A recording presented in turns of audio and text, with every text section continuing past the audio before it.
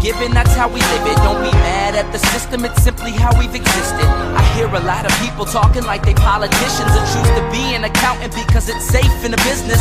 Not because they want to do it, just because they heard it pays. And who the fuck wants to be poor knowing that's how we've been raised? Society is getting heavy, I can feel the weight. The pressure of success is like 100 million pounds of shit.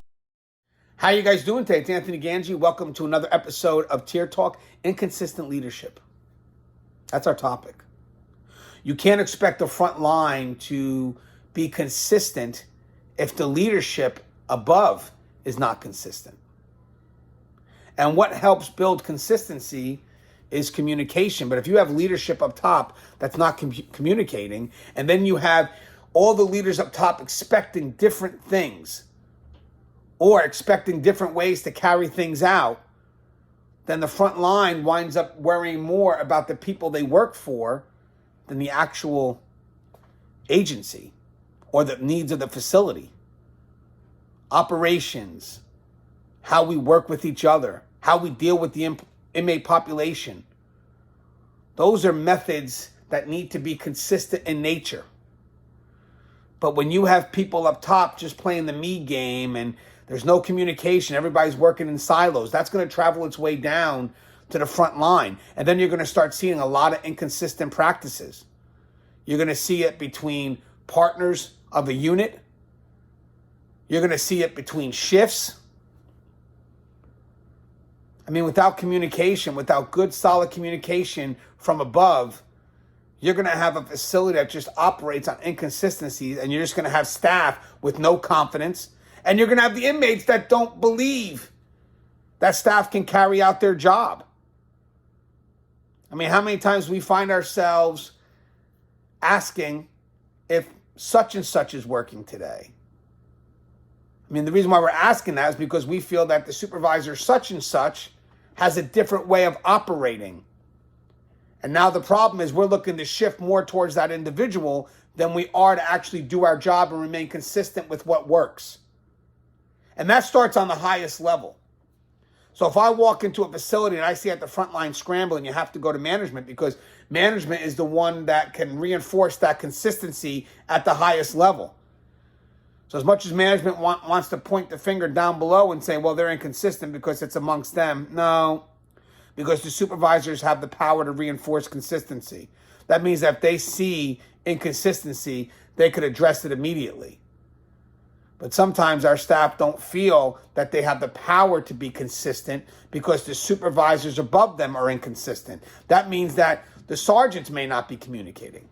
Or maybe the sergeants are, but the lieutenants aren't communicating. Again, maybe the lieutenants are, but the captains. Straight up until the administrator, straight up until all the way to that centralized executive office.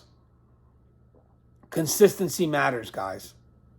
And it starts with us working together so we make sure that whatever's being passed down is in agreement with each other. Because the last thing you want is when you're on that front line and you're doing something one way because you feel that Sergeant Jones wants it this way, but then you made a mistake. Sergeant Jones isn't working. And now Sergeant Smith comes in. And Sergeant Smith, it's not how he rolls. Sergeant Smith wants it done this way. And now that poor frontline staff member has got to switch, got to change, can't be consistent. What are we doing to make sure that our front line is consistent to the agency, consistent to the facility? Are we communicating enough above to make sure that we're all on the same page before we pass it below? Again, if I see inconsistencies on the front line, I look higher up. We should not be worrying about what people want on an individual level. We should be worried about what we need to do together to get the job done.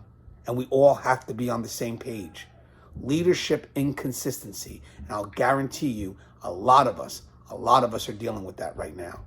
If we're not consistent, we're not confident.